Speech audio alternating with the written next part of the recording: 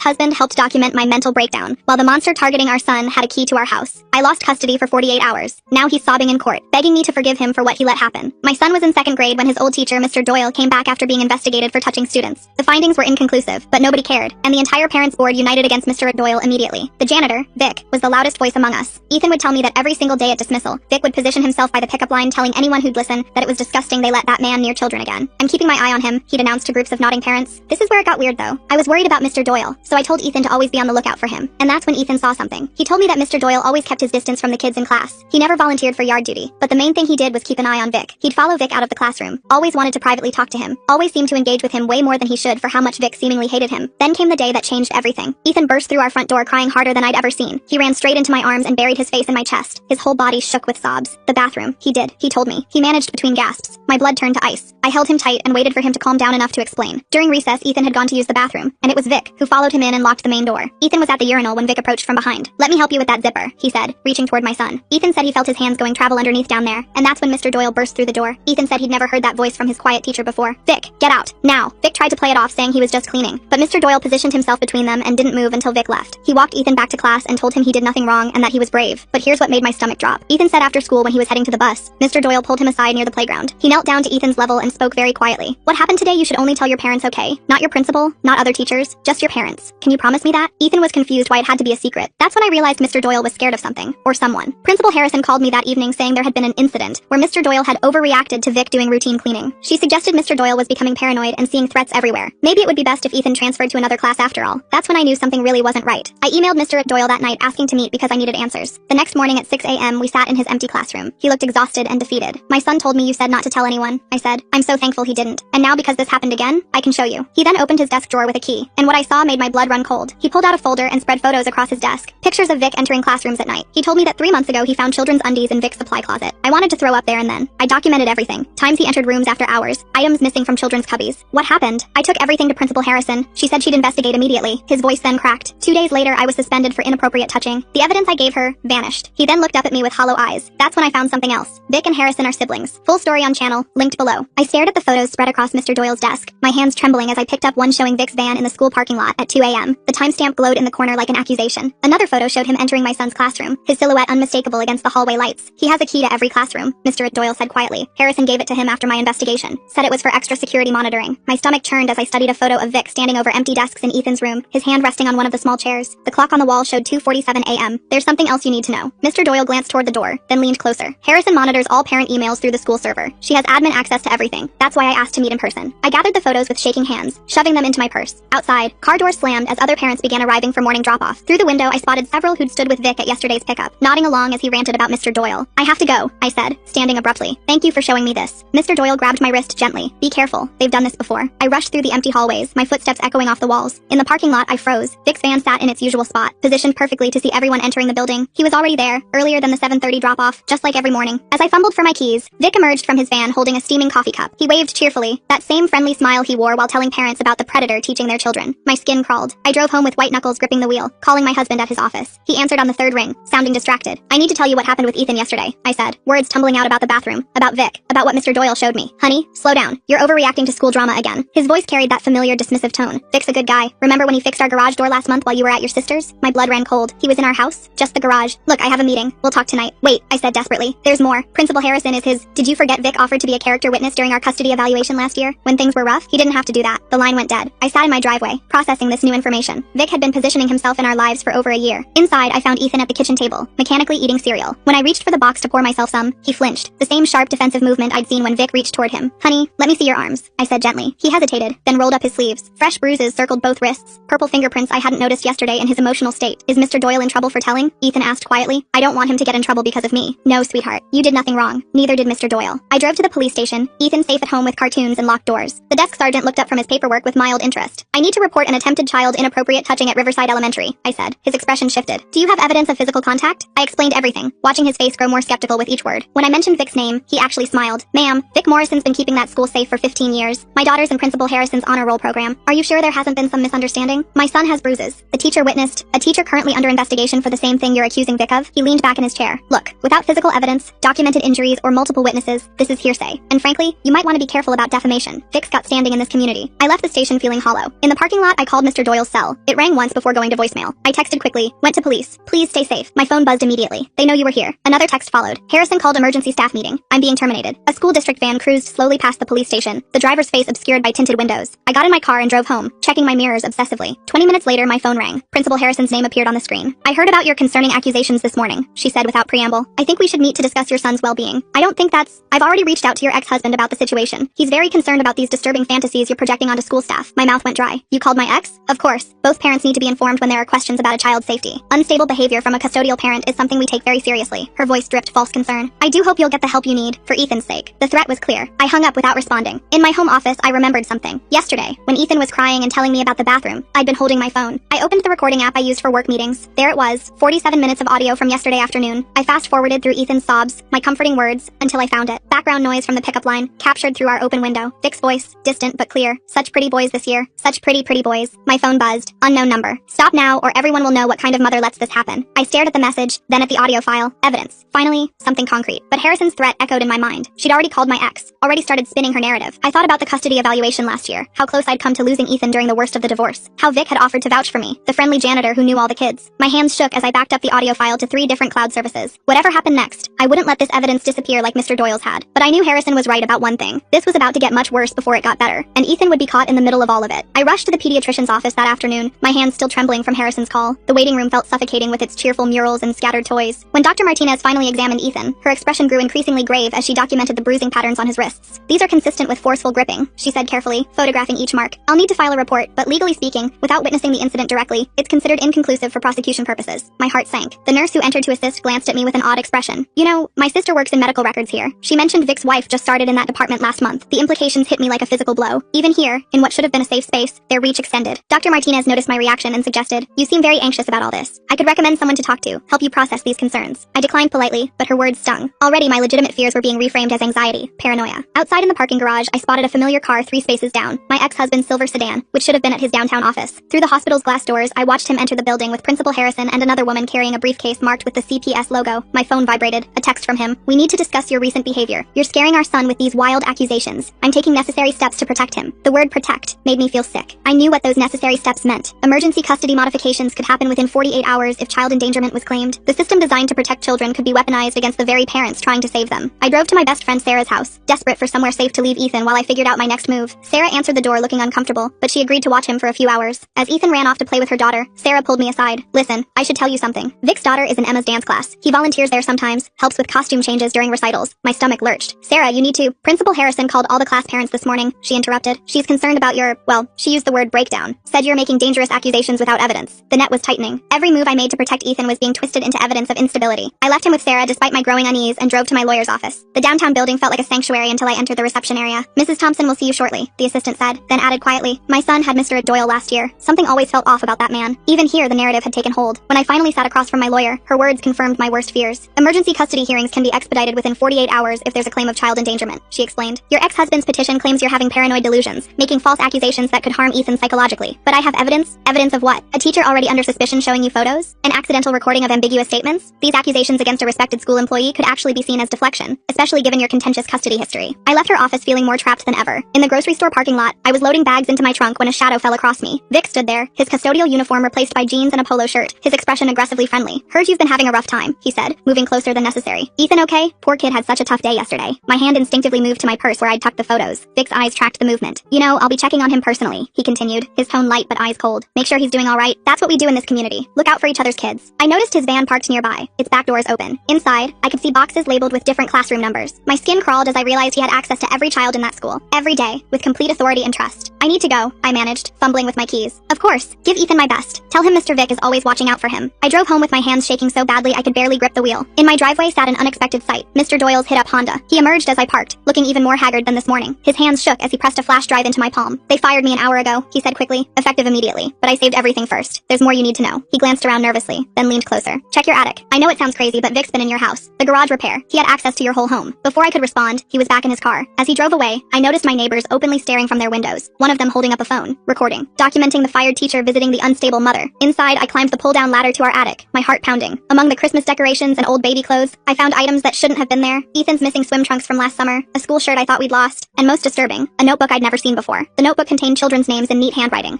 Stars marked certain entries. Ethan's name had 3 stars. The Martinez boy who'd moved away, 4 stars. 6 other names I recognized from school, all with various star ratings. The garage door rumbled open below. My husband's car, home hours early. I quickly photographed the notebook pages and tucked it into my waistband, making it down the ladder just as he entered the kitchen. "We need to talk," he said, his expression cold, "about this insanity you're perpetrating." "David, please, I found—" "Stop." He held up a hand. "Principal Harrison showed me documentation. Your erratic behavior over the past weeks. The scenes you've caused. The trauma you're inflicting on our son with these sick fantasies. They're not fantasies. Vic has been helping me document your instability for weeks now. Every paranoid accusation, every manic episode. He's been nothing but supportive during your decline. The betrayal hit me physically. My own husband, weaponized against me by the very predator threatening our son. You have until tonight," he continued. "Drop this insanity, apologize to the school, get psychiatric help, or I'll support the emergency custody transfer. Ethan deserves better than a mother who's losing her grip on reality." I stared at him, this man I'd once loved, now completely under their influence. The notebook pressed against my back felt like evidence and a death sentence simultaneously. Every move I made to save Ethan pushed him further into danger. That evening I drove to Sarah's house to retrieve Ethan. The front door was ajar, voices carrying from inside. I pushed it open to find Vic in the living room, toolbox at his feet. Sarah looking flustered. "Just fixing a leak," Vic said cheerfully. "Can't have water damage in a house with kids." His toolbox sat strategically near the stairs, blocking the path. Ethan was visible at the top landing, his small face pale and frightened. He wouldn't come down while Vic was there. "Some parents," Vic said loudly to Sarah, "create drama to cover their own neglect. Projection, they call it. Sad, really." I moved past him, forcing myself between his bulk and the stairs. "Ethan, come on, sweetie. Time to go." Ethan flew down the stairs and pressed against me. As we reached the door, he whispered something that made my blood freeze. He was in the bathroom with me again. Outside, Vic followed us, his phone already out and recording. "Look at her dragging that poor child around in her delusional state," he announced to the gathering neighbors. "Unstable. I'm calling CPS for this child's safety." I buckled Ethan into the car as quickly as possible, aware of every watching eye, every recording phone. We drove aimlessly until I found a 24-hour diner on the outskirts of town. In a back booth, I finally examined the flash drive Mr. Doyle had given me. The audio files were damning. Conversations between Harrison and Vic, discussing problem parents and how to handle them. One recording made my hands shake. Harrison's voice clear and cold. "We handled the Martinez family the same way. They won't be talking to anyone." Another file dated last year. "The Doyle situation is contained. The suspension will stick. Parents believe what we tell them to believe." Ethan sat beside me, exhausted and scared, sipping chocolate milk with shaking hands. I realized with growing horror that we weren't their first victims. This was a practice system, refined over years. Blue and red lights flashed through the diner windows. 2 police cruisers pulled into the parking lot. Through the window, I could see Vic's van parked across the street. He'd called in a concerned citizen report about a disturbed woman with a child. The officers entered, their expressions professionally neutral. "Ma'am, we've received multiple calls about your welfare and your son's. We'd like you to come to the station voluntarily, or we'll need to involve Child Protective Services directly." The trap was complete. Go voluntarily and seem cooperative but guilty, or resist and confirm their narrative of instability. Either way, Ethan would be taken from me. At the police station, the nightmare accelerated. The CPS worker who arrived wore a badge showing she was a graduate of Harrison's leadership program. My ex-husband was already there, Principal Harrison beside him as support. They presented a timeline of my escalating delusions over the past 48 hours, complete with witness statements and documentation. "She's been traumatizing our son with these fantasies," my ex-husband said, his performance convincing. "Dragging him around town, making wild accusations against respected community members." My lawyer arrived but pulled me aside immediately. "The evidence against you is overwhelming. Multiple witnesses to erratic behavior, documentation of unfounded accusations. The judge assigned to the emergency hearing tomorrow. She's Harrison's cousin." I felt the walls closing in. Every person who should have protected us was either compromised or complicit. In the supervised visitation room, I got 5 minutes with Ethan before he would be transferred to his father. As I hugged him, he pressed something into my hand. "A small key. From Mr. Doyle's desk," he whispered. "He said you might need it." Through the observation window, I watched Vic enter as the school representative to comfort Ethan during the transfer. My son's small body went rigid with fear, but no one else seemed to notice. Or they chose not to. Outside, I discovered my car had been towed for improper parking. I stood in the police station parking lot, watching my ex-husband's car pull away with Ethan in the back seat, Vic's van following close behind. The security camera I'd noticed earlier was spray-painted black. My phone buzzed. Harrison's number. "Emergency hearing tomorrow at 8 a.m. Don't be late. Oh, and that recording you think you have? You might want to check those files again." I opened the audio app. Every file was corrupted, showing 0 bytes. Somehow, they'd gotten to my phone, my evidence. But the key Ethan had given me felt solid in my palm. Whatever it opened, Mr. Doyle had risked everything to make sure I got it. I used the last of my cash for a cheap motel room, my mind racing through options that grew fewer by the hour. The key looked like a simple motel key, numbered 237. I tried it on my door. No match. But there was a motel 2 blocks over, older, the kind that still used actual keys instead of cards. Room 237 opened to reveal Mr. Doyle's insurance policy, boxes of evidence, physical documents, photos, and most crucially, a written statement from another child. A boy named Timothy Martinez, whose family had moved away suddenly last year. His description matched Ethan's exactly. The bathroom approach, the wrist bruises, but with one horrifying addition. He named both Vic and Harrison as present during one incident. A sticky note on top in Mr. Doyle's handwriting. "They made his family disappear. You're next, unless you run." But I couldn't run, not without Ethan. I called the Martinez family using a number from the evidence. The father answered on the second ring, his voice tense with recognition. "Stop digging," he said immediately. "They'll destroy you like they tried to destroy us. Your son took settlement money to stay quiet and move. It was that or lose him entirely. They had leverage on everyone. Harrison keeps files on every family in that school. Mistakes, secrets, anything useful. But if we worked together, there is no together. There's survival. Take their deal when they offer it. It's the only way to keep your child." He hung up. I sat on the motel bed, surrounded by evidence that would never see a courtroom. The system designed to protect children had been weaponized by the very predators it should stop. And tomorrow, I would face a judge who was family to my son's abuser. Dawn came too quickly. I dressed carefully for court, knowing appearance mattered when fighting accusations of instability. The courthouse lobby was packed with parents from school, all wearing buttons supporting safe schools, and holding holding signs about protecting children from unstable influences. Vic stood among them, wearing a volunteer badge, accepting hugs and handshakes from people who had no idea what he was. In the bathroom, I cornered a woman whose child's name had stars in Vic's notebook. She broke down when I mentioned the bruises, showing me her own child's wrists. The same pattern as Ethan's. I know, she whispered, but Vic has something on my husband. An affair. Harrison has photos. If we speak up, we lose everything. She fled when Harrison entered the bathroom, her presence alone enough to terrify a grown woman into silence. The courtroom felt like a theater where everyone knew their roles except me. The judge reviewed the evidence of my erratic behavior. Police reports, witness statements, my harassment of school staff. My ex-husband testified about my obsession with Mr. Doyle, implying an inappropriate relationship that explained my vendetta against Vic. During recess, my lawyer abandoned me entirely. Harrison had shown him something on her phone, a photo from a hotel, him with someone who wasn't his wife. I can't help you, he muttered, gathering his files. Find someone else. I stood alone as the judge made his ruling. The flash drive evidence was inadmissible. No chain of custody could be fabricated. The testimony of a terminated teacher held no weight. The pattern of bruises was inconclusive, without direct witness to their cause. I'm granting temporary full custody to the father, the judge announced. The mother's visitation rights are suspended pending a full psychological evaluation. The child's safety must be our primary concern. On the courthouse steps, I watched them load Ethan into my ex-husband's car, my son's face pressed against the window, mouthing "help me" as they drove away. I noticed with growing horror that Vic now had a key on his keychain that matched my ex-husband's house key. Harrison approached me with practiced sympathy. This must be so difficult. I hope you'll get the help you need. My brother-in-law is an excellent therapist. I could make a referral. The trap was complete. Every avenue of help led back to them. Every system meant to protect had been corrupted, and my son was now in the hands of his abuser, with no one to believe the truth. But I still had the evidence from room 237, physical proof that couldn't be corrupted or deleted. The Martinez boy statement, the photos, the documentation of a pattern spanning years. I might have lost this battle, but I wouldn't abandon Ethan. As I walked to the public library, banned from my own home, labeled unstable by my community, I thought about Mr. Doyle's words. They've done this before. They had, but they'd never faced a mother with nothing left to lose. The public library's fluorescent lights buzzed overhead as I hunched over the ancient computer terminal. My fingers flew across the keyboard, searching for anything about Harrison's past. The screen loaded slowly, revealing an archived news article from 8 years ago. Administrative restructuring at Westfield Elementary following student welfare concerns. The story had been retracted within days, but the cached version remained. My pulse quickened. The librarian approached, her sensible shoes clicking on the linoleum. She leaned close, whispering that I'd been banned from all public spaces where children gathered. Court order, effective immediately. I gathered my notes and fled to the parking lot, where Mr. Doyle waited behind my car, looking like he hadn't slept in days. He shoved a photo into my hands. Vic had taken it last night, Ethan asleep in an unfamiliar bed, his small form curled defensively. Mr. Doyle's voice cracked as he relayed Vic's message. I had 24 hours to disappear, or Ethan would have an accident. The threat hung between us like poison. My phone rang. Martinez's number. His voice was urgent when I answered. His son had attempted sewer slide last week and finally told the truth about what happened at our school. He was flying back with medical records, documentation of the same wrist bruising patterns, but Harrison had threatened to have his wife deported if they testified. The system's tentacles reached everywhere. I drove past my former home, watching from the street as Vic's van pulled into the driveway. My ex-husband's car was gone. He'd be at work for hours. Ethan was homesick from school, alone with a predator who now had a key. I watched Vic disable the security camera before entering. My hands gripped the steering wheel until my knuckles went white. A text from David. Vic says you're stalking our house. Restraining order filed. The trap was elegant in its simplicity. Call 911 and face arrest for violating a restraining order I'd just learned about, or watch my son disappear into that house with his abuser. Through the window, I saw Vic moving through the hallway toward Ethan's room. I abandoned the car and ran through my former neighbor's yard, their dog barking frantically. The back door's spare key was still hidden where I'd left it months ago. I burst through just as Vic reached Ethan's doorway. My son's terrified voice carried down the hall. The confrontation was violent and chaotic. I grabbed a kitchen knife, placing myself between Vic and my son. Vic's pockets spilled as we struggled. Keys to at least a dozen houses scattered across the floor. He screamed about the crazy woman attacking him while doing his job. Ethan clung to my leg, his shirt torn, sobbing uncontrollably. Police sirens wailed closer. Vic smiled coldly, knowing how this would look. The same sergeant from before entered first, his hand already on his weapon, but his expression shifted when he saw Ethan's torn clothing, the defensive wounds on my arms, the collection of house keys that couldn't possibly belong to one janitor. As they cuffed me, Ethan broke. The words poured out of him in a torrent. What Vic did, when it happened, how Mr. Doyle saved him. He pointed to his stuffed bear on the shelf, the nanny cam we'd installed during the divorce, forgotten by everyone but him. My ex-husband arrived as Ethan was mid-sentence, his face cycling through confusion, denial, and finally, horror. The sergeant's radio crackled. More units were needed. Harrison had arrived at the school in a panic, trying to destroy documents. 3 more families had called 911 after word spread of Vic's arrest. The carefully constructed house of cards was collapsing. They uncuffed me in the back of the police car as my ex-husband emerged from the house with the nanny cam footage. His hands shook as he demanded Vic's immediate arrest. The footage was time-stamped, impossible to dispute. Vic's attempts to claim I'd planted evidence fell apart when Ethan's detailed testimony aligned perfectly with the video. At the police station, Martinez arrived with his son and a folder of medical documentation. The boy, pale and thin, identified Vic to the detective. When he mentioned Aunt Principal helping Uncle Vic, the detective's expression hardened. The family connection they'd hidden so carefully was exposed. More families arrived throughout the day. The boy whose name had 4 stars, the girl with 3. Parents who'd been too terrified to speak, freed by the first crack in the wall. The detective revealed that calls had been flooding in since news of Vic's arrest spread through the school community. Harrison arrived with her lawyer, still trying to control the narrative. She claimed I'd orchestrated a witch hunt against innocent siblings, but her carefully maintained facade cracked when police found the evidence room at her home, files on every family in the district, leverage gathered over years. Mr. Doyle arrived at the district attorney's office with boxes of documentation he'd been hiding for months. Every incident, every complaint that had been buried, every family that had been silenced. The DA mentioned that federal authorities were now interested, given Harrison's pattern across multiple districts. I held Ethan through his forensic exam at the hospital, his small hand gripping mine as nurses documented evidence. He was brave but broken, flinching at unexpected movements. The nurse mentioned quietly that 2 other children from school were scheduled for exams that afternoon. In the hospital corridor, my ex-husband broke down completely. The weight of what he'd enabled, how Harrison had manipulated his custody grab, crashed over him. He signed papers agreeing to supervised visitation only, understanding finally what his blind trust had cost our son. Local news crews gathered outside as word spread. Parents who'd supported Vic stood in shocked clusters as police read a statement. Several recognized their children's initials on the evidence list. One mother confronted me, furious that I hadn't tried harder to warn them. The misdirected anger was easier than facing their own blindness. 3 weeks later, I sat at my sister's kitchen table helping Ethan with homework. His therapy sessions were helping, though recovery would take years, not weeks. The news played in the background. Harrison and Vic both denied bail, facing federal charges now that the full scope was emerging. Mr. Doyle's teaching license had been reinstated. He'd sent a card thanking me for believing him when no one else would. The school district was under federal oversight, implementing new protection protocols. Ethan looked up from his math worksheet. Mom, I'm glad you believed me. I pulled him close, breathing in the scent of his shampoo, feeling his heartbeat against mine. The doorbell rang. Through the peephole, I saw another parent from school, her face drawn with worry. Her daughter had just disclosed something. The fight wasn't over. It never really would be. But Ethan was safe, the truth was known, and other children might be spared because we'd refused to stay silent. I opened the door.